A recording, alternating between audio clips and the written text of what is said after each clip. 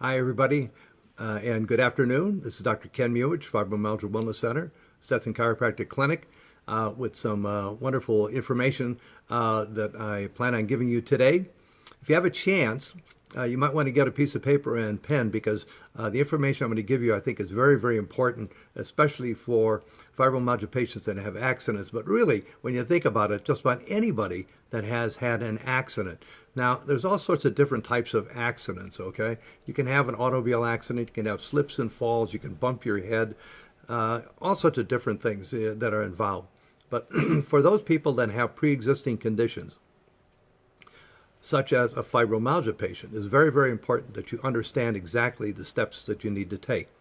If you have, for example, something pretty serious like an automobile accident, slip or a fall, you want to go to a doctor for an examination and, if needed, x-rays. Now look, if it's a serious accident, fall off of a ladder or something like this, or an auto accident, require x-rays, okay? It's very, very important. You don't have zippers on your body so they can look inside. Many times you can have injuries, you don't even know about it. So it's really, really important that you get as much information as you possibly can. Plus the fact that some injuries, some symptoms don't show up right away. They're latent, it's what it's called. They don't show up because maybe you hurt your neck so bad that it covers up all the other symptoms. And so it's extremely important that you keep in mind exactly injuries that you've had and also the type of injury that you had. If it was an automobile accident where you hit from behind, the front, the sides, all of those things are very, very important. If it was a slip and fall, what did you land on? What type of surface did you land on? What part of the body did you land on? Were your arms out straight or were they kept inside? What body parts hit what? And again, the surface. Was it grass? Was it cement? Asphalt? Did you land on something, a table or a chair? All those things are extremely important for not only the doctor, but also for your case. And if there's, of course, an open wound where you have actual bleeding, you need to go to an ER, emergency room or hospital, make sure that is taken care of. And again, make sure you ask if x-rays are needed or required for your situation. So that's very, very important for you. Now, know your symptoms before and after. That's really, really important for fibromyalgia patients and anybody that has pre-existing conditions. So let's say you have osteoarthritis or rheumatoid arthritis. Where was the pain? What degree of pain? All those things are important. We're going to cover in just a moment. And all of these, again, if you can take some notes on these are really important for you because you need to know what to look for. Because after an accident, yeah, I hurt all over. Well, that's okay, but the bottom line is this. What new symptoms do you have? So you have to know what you had before the accident. Okay, so I had shoulder pain, I had neck pain, I had hip pain, I had intestinal problems, so forth and so on. Okay, so those are existing symptoms. Now, what was what's called exacerbated? Okay, if you say, for example, had neck pain, but now it's really worse, okay? Let's say, and we usually go by figures of 1 to 10, 1 being minimal pain, 10 being you're in a hospital. So anywhere from 1 to, say, for example, 8 would be acceptable. Most people are not 9 or 10. Again, you'd be in a hospital. That's how severe it would be. Well, let's say before the accident that you had headaches that were like, say, a 4, okay? And now they're a 7 or 8. Okay, you need to make sure you let the doctor know that. Okay, you need to know, let whomever's taking care of you, let them know that. Okay, was there a new location involved? Okay, so this is a good example. A headache. Okay, before the headaches were in the back of the skull. Okay, now they're in the front or the sides, or maybe whole head. That's a big difference. Okay, so the location of the injuries are extremely important. You need to know and let them know what changes have actually taken place. And again, the degree of pain, I mentioned that before. Well, before it was like a 3 or 4, okay, but now it's maybe a 7 or 8. Those are very, very important. The degrees of pain are extremely important. Also, let's say you had a headache, but it was intermittent. You'd have it maybe once a day or once every other day. Now it's continuous or frequent, almost the entire time of the day till things maybe settle down. Also, does it keep you up at night? Does it affect your sleep? That's extremely important also. So, degree of pain, location of pain, and also, of course, whether or not it's occasional, intermittent, frequent, or continuous? What changes have actually taken place? Those are very, very important. Also, what type of pain is important? Okay, so before it was aching, now it's burning, or maybe it's numb and tingling. Okay, maybe it's shooting pain, maybe it's sharp pain. So again, what you're talking about is before the accident, and now what it is after the accident. And a lot of people are afraid to mention, well, I had these problems before. This is why it's important. Pre-existing conditions actually can be exacerbated, made worse.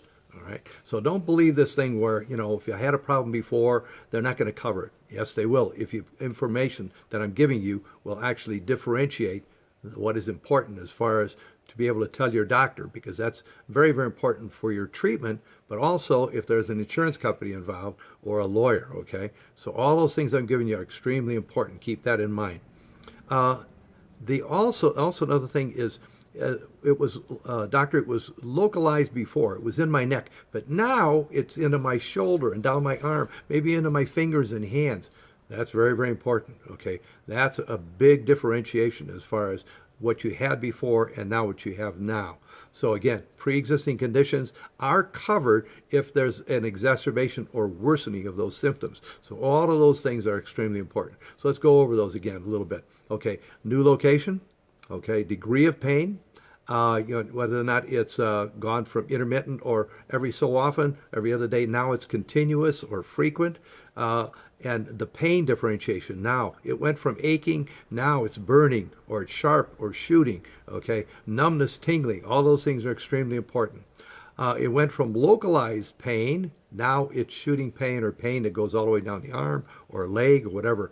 So all of those things are extremely important. So know your symptoms that you had before your injury. What degree, okay? What level of pain? Where were they located?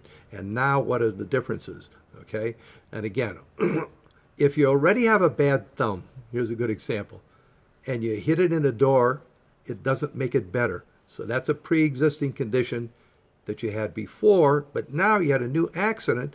It doesn't make it better. It makes it worse. That's been actually proven in court of law, okay, where a person that had pre-existing conditions prior to the accident, most of us as we mature, age 40 and over, you have osteoarthritic conditions, most, okay, or some other condition, all right? That's pre-existing. And if you get in an accident, it's going to make it worse, all right? So keep in mind all the information that I've given you as far as the differentiation is concerned. Now, for fibromyalgia patients, because of what your body is going through, your immune system, and maybe many others that have other conditions that are actually affecting your immune system, it's going to take you longer to repair and remodel. For fibromyalgia patients, based upon my 30 years experience working with fibromyalgia patients, it's going to be about 3 to 5 times longer. Have patience. It will slowly repair, get better, but it's not going to be like, you bump your knee or a small little thing, okay? It just takes longer to repair and remodel. That's what affects your body, okay? Your body can only do so much. When you have fibromyalgia, since there's so many other symptoms that you have, you're going to have a problem probably healing in a proper way and form and sense. So keep that in mind. So I hope all of those things were important for you, especially if you've had a new problem or a new injury. You want to make sure that you take care of those things properly. But it's important that you remember what you had prior to the accident, compare it to what it is now, okay? Of course, after an injury, after an accident, no heat, ice, please, 15 minutes on, about a half hour off, inside of a cloth, not directly on your skin. You don't want to burn your skin by leaving ice on too long, okay? You want to keep some motion available, especially after your x-rays, if there's no broken bones, whatever, that need to be stabilized. But ice would be extremely important. No heat. Heat will add fluid to an area which already is inflamed and is swollen, and it'll take twice as long for you to repair and remodel if you put heat on a problem. There is one little thing, if you want to try it. I hate to get into complexities, but there is one way, especially for swelling, if you want swelling to go down quickly. Understand what I'm going to say now. You want to put that area inside of a cloth, of course, ice, about 3 to 5 minutes ice, then about 3 to 5 minutes heat, then 3 to 5 minutes ice, 3 to 5 minutes heat. Go back and forth, begin and end with ice or cold, not heat.